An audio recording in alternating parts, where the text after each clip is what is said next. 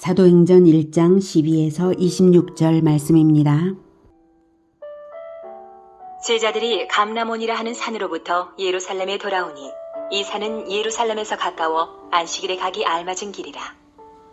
들어가 그들이 유하는 다락방으로 올라가니 베드로, 요한, 야고보, 안드레와 빌립, 도마와 바돌로메, 마테와 및 알페오의 아들 야고보, 셀로딘 시몬, 야고보의 아들 유다가 다 거기 있어 여자들과 예수의 어머니 마리아와 예수의 아우들과 더불어 마음을 같이하여 오로지 기도에 힘쓰더라. 모인 무리의 수가 약 120명이나 되더라.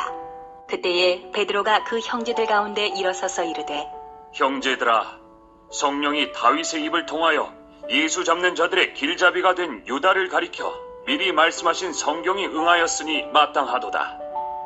이 사람은 본래 우리 수 가운데 참여하여 이 직무의 한 부분을 맡았던 자라. 이 사람이 불의의 삭스로 밭을 사고 후에 몸이 곤두박질하여 배가 터져 창자가 다 흘러나온지라. 이 일이 예루살렘에 사는 모든 사람에게 알리어져 그들의 말로는 그 밭을 아겔다마라 하니 이는 피밭이라는 뜻이라. 시편에 기록하였으되 그의 거처를 황폐하게 하시며 거기 거하는 자가 없게 하소서 하였고 또 일렀으되 그의 직분을 타인이 취하게 하소서 하였도다.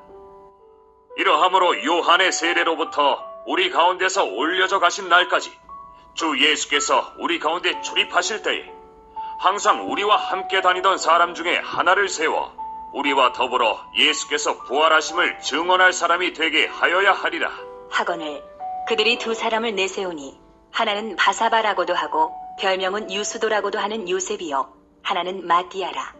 그들이 기도하여 이르되, 무사람의 마음을 아시는 주여, 이 두 사람 중에 누가 주님께 택하신 바 되어 봉사와 및 사도의 직무를 대신할 자인지를 보이시옵소서. 유다는 이 직무를 버리고 제 곳으로 갔나이다 하고 제비 뽑아 마띠아를 얻으니 그가 11사도의 수에 들어가니라. 사랑하는 형제 여러분, 6월 18일 금요일 저녁 묵상에 오신 것을 환영합니다. 예수님께서는 태초 에덴에서부터 세우신 언약에 따라 또한 대속의 진리에 따라 십자가에서 자기 백성을 위해 생명으로 대속하시고 부활하셨습니다. 그로써 언약과 대속은 성취되었습니다. 그러나 하나님 나라의 일은 남았습니다. 언약에 따른 그리스도의 대속을 믿고 그리스도의 백성이 되도록 온 세계에 전파하는 것이 남은 일입니다. 그 남은 일을 제자들에게 명령하시면서 그것이 인간의 힘으로서가 아니라 하나님의 권능으로서 반드시 될 일이므로 예루살렘을 떠나지 말고 기다려서 성령을 받으라고 하시고 하늘로 올려져 가셨습니다. 그리고 다시 오실 것도 알리셨습니다. 그래서 12절 제자들이 감람원이라 하는 산으로부터 승천하신 산이죠. 예루살렘에 돌아오니 이 산은 예루살렘에서 가까워 안식일에 가기 알맞은 길이라. 안식일을 중시하는 유대인들 전통에 안식일 여행 가는 거리가 약 2000규빗이거든요. 1km 정도인데요. 그 정도로 정해져 있고 그 정도에 가까운 거리, 예루살렘에서 가까운 산인 감람산에서 승천하셨다는 뜻입니다. 13절 들어가 그들이 유하는 다락방으로 올라가니 베드로, 요한, 야고보, 안드레와 빌립, 도마와 바돌로메, 마테와 및 알페오의 아들 야고보, 셀로신 시몬, 야고보의 아들 유다가 다 거기 있어. 가룟 유다를 제외한 11명의 사도가 다 거명되고 있죠. 지금은 이들의 존재가 아주 중요한 역사적 시점이기 때문에 이렇게 거명하고 있습니다. 15절부터 베드로가 일어나서 주도하면서 가룟 유다의 궐석을 채우는 의논을 하죠. 그래서 이름을 명시한 것이고 12사도가 하나의 공동체로 완결되는 하나님 나라의 12지파와 같으므로 보궐이 필요한 것입니다. 그러므로 역사적이고 법적이며 언약적인 중요사항을 위해 모든 사도가 다 거기 있어서 출석했음을 나타내고 있습니다. 말하자면 지금 모인 무리는 하나님 나라의 대표들과 하나님 나라 공동체가 모인 총회 자리와도 같습니다. 그 시점에서는 말입니다. 14, 15절 여자들과 예수의 어머니 마리아와 예수의 아우들과 더불어 마음을 같이하여 오로지 기도에 힘쓰더라. 모인 무리의 수가 약 120명이나 되더라. 네, 여기 모인 약 120명이 성도 전체는 물론 아니에요. 예수님이 부활체를 일시에 보여주신 대상만 해도 500명 이상의 성도였습니다. 그들 대부분은 아마도 갈릴리에 있었을 거예요. 지금 모인 약 120명, 이들은 신약교회를 공식적으로 시작하기 위한 준비 기도를 하는 것이고 신약교회의 시작은 성령 세례를 받음으로써 시작될 것이므로 기도하며 기다리는 숫자입니다. 그러니 무슨 개인 기도를 하기 위해 각기 다른 마음으로 모인 무리가 아니라 마음을 같이 하여 오로지 기도에 힘쓴 그러한 120명입니다. 예수님께서 말씀하신 대로 성령을 보내셔서 권능을 입어 하나님 나라를 시작하게 해달라는 기도를 했겠죠. 일심으로 연합되어서 그 기도를 한 것입니다. 실로 교회의 출발에는 일치된 마음으로 드리는 공동체의 기도가 필요한 것이죠. 한편 120명 가운데 예수의 어머니 마리아와 예수의 아우들과 더불어 마음을 같이 하여 기도했다는 점이 눈에 띕니다. 예수님의 아우들은 이전에는 예수님을 그리스도로 믿지 않았는데요. 이제 부활 후에 드디어 믿게 된 것입니다. 특히 예수님의 동생 야고보에게는 부활 후에 직접 찾아가 만나시고 아마도 그래서 초대교회의 중요 지도자로 일하도록 세움받은 것 같습니다. 그때에 베드로가 그 형제들 가운데 일어서서 이르되 형제들아 성령이 다윗의 입을 통하여 예수 잡는 자들의 길잡이가 된 유다를 가리켜 미리 말씀하신 성경이 응하였으니 마땅하도다. 이 사람은 본래 우리 수 가운데 참여하여 이 직무의 한 부분을 맡았던 자라. 베드로는 공생의 동안에도 사도들 중에 중심적 위치였죠. 그런데 예수님을 3번 부인하고 시험에 들었었는데요. 그러나 예수님께서 베드로를 찾아가 용서하시고 다시 사명자로 불러주셨죠. 그래서 회복이 되었습니다. 그래서 미리 성찬 때에 말씀하신 것처럼 누가복음 22장 32절에 내가 너를 위하여 내 믿음이 떨어지지 않기를 기도하였노니 너는 돌이킨 후에 내 형제를 굳게 하라 하고 하셨죠. 그처럼 이제 어엿한 리더로서 회개한 후에 회의를 이렇게 어엿하게 주도하고 있습니다. 한편 성찬식 날 예수님께서는 12사도에게 하나님 나라의 12보좌에 앉아 이스라엘 12지파를 다스리게 하리라고 하셨어요. 그 말씀에 따라 지금 하나님 나라의 12지파장들이 구성되는 순간인 것입니다. 그러니까 구약의 12지파 하고 똑같은 그 12지파가 아니죠. 새로운 12지파죠. 자, 그런데 지금 11명밖에 없으니까 보궐이 필요한 것이죠. 예수님의 말씀을 확인해 볼게요. 누가복음 22장 28에서 30절. 너희는 나의 모든 시험 중에 항상 나와 함께 한 자들인즉. 네, 사도의 자격이 이것입니다. 내 아버지께서 나라를 내게 맡기신 것 같이 나도 너희에게 맡겨. 나라를 맡겨. 너희로 내 나라에 있어 내 상에서 먹고 마시며 또는 보좌에 앉아 이스라엘 12지파를 다스리게 하려 하노라. 이렇게 12사도에게 12보좌를 약속하셨으나 가룟 유다는 합당하지 않죠. 16절처럼 되었기 때문입니다.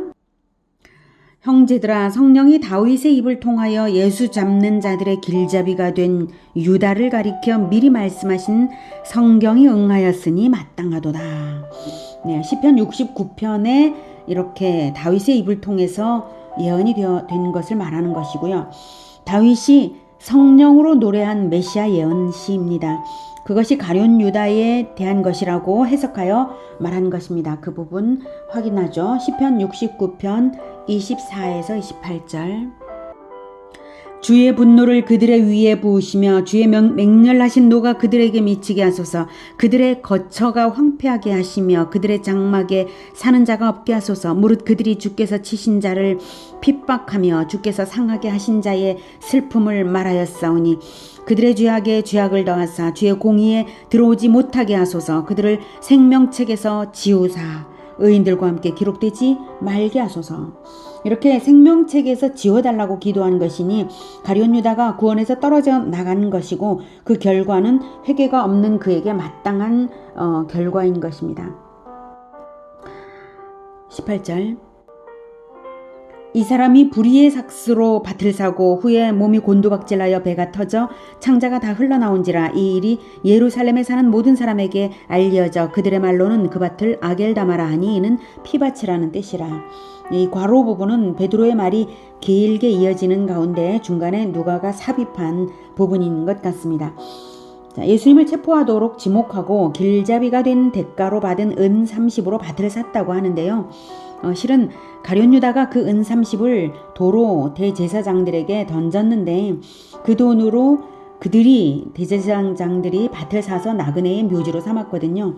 아무튼 가룟 유다의 소유임을 나타내는 의미에서 그가 산 것처럼 표현을 한 것이고요.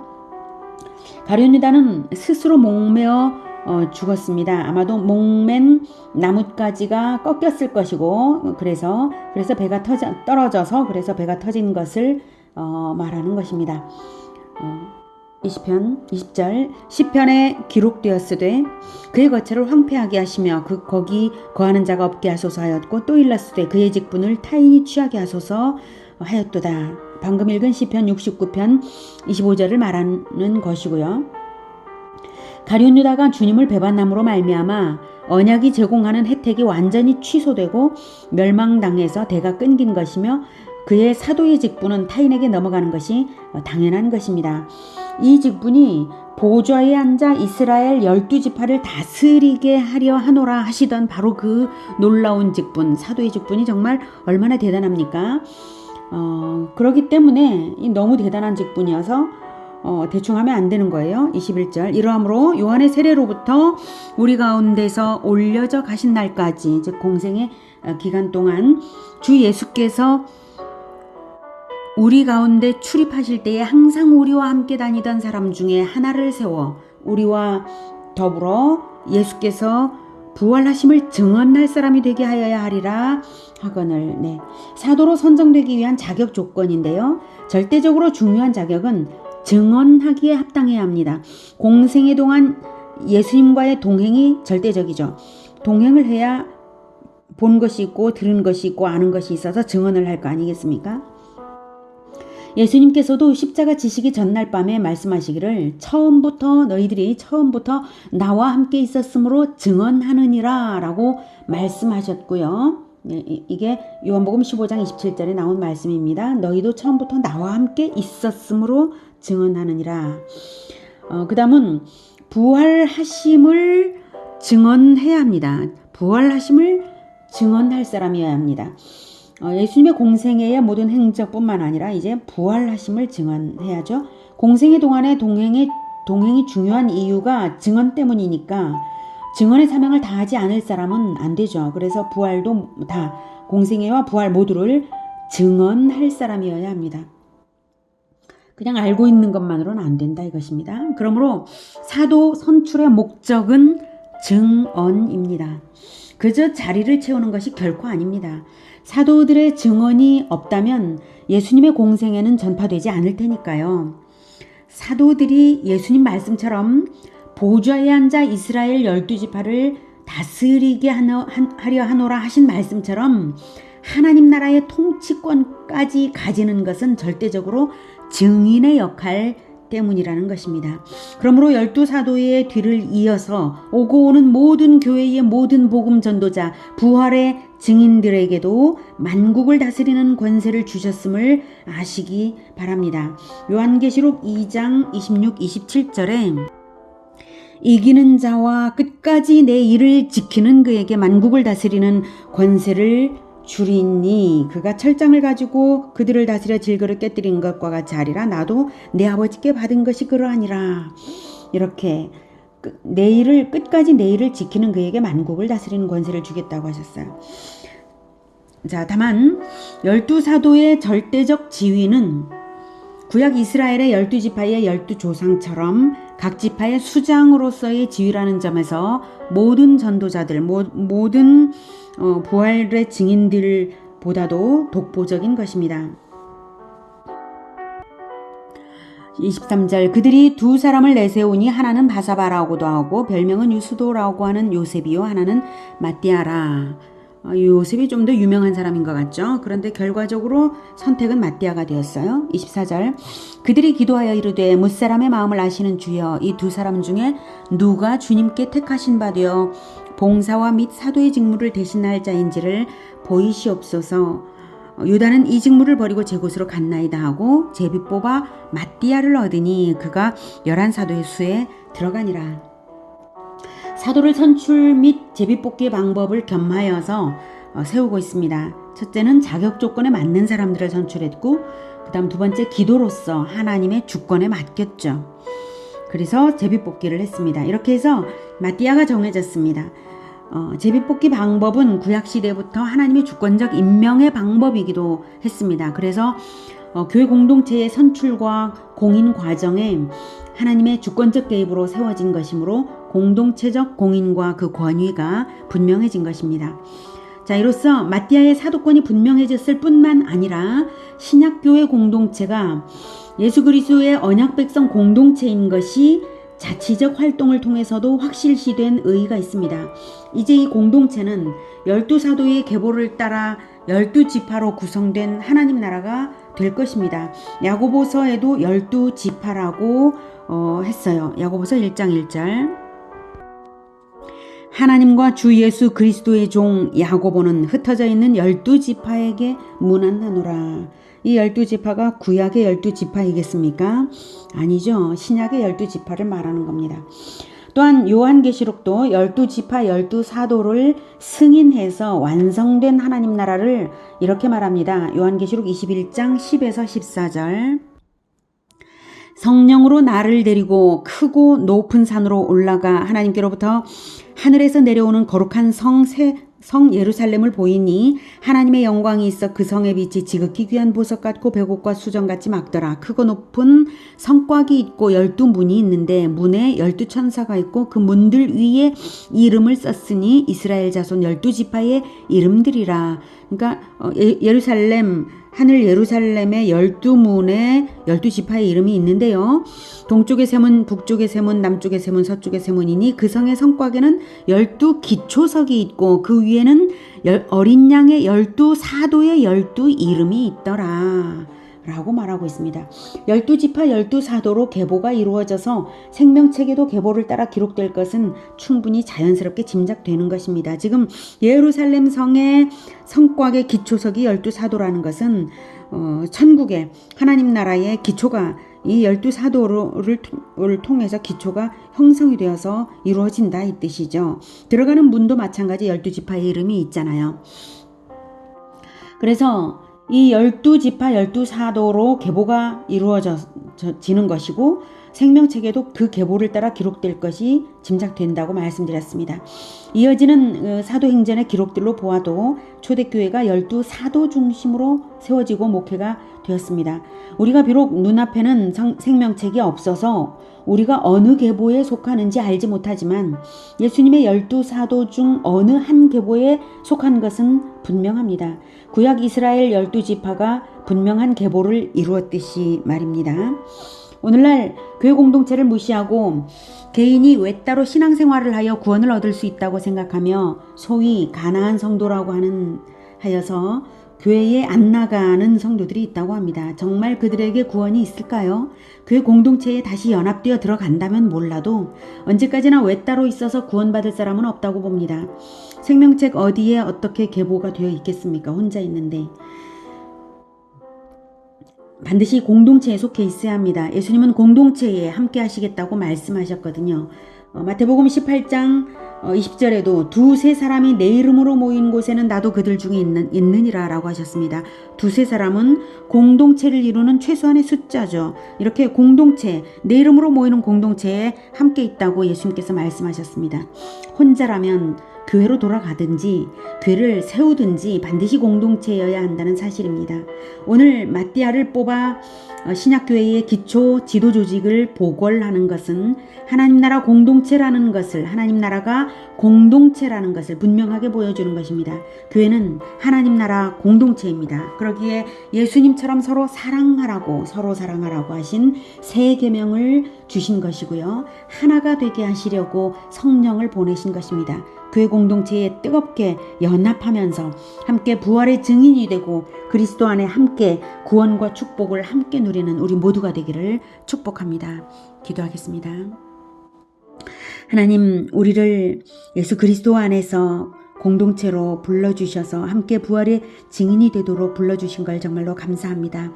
우리가 이 공동체를 뜨겁게 사랑하면서 예수 그리스도를 섬기듯이 섬기면서 함께 한 마음으로 교회를 위하여 기도하고 하나님 나라를 위하여 기도하고 부활의 증인들로서 함께 실천할 수 있도록 주님 도와주시옵소서. 우리가 너무나 개인주의적인 세상에 살면서 자꾸 개인주의적으로 되려고 하는 그런 시험이 있습니다.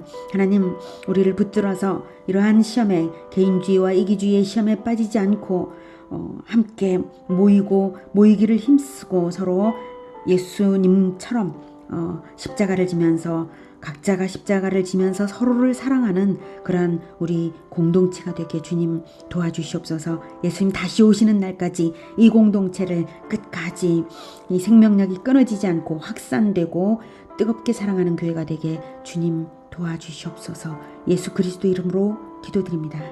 아멘. 이어지는 시간은 개인 기도 시간입니다.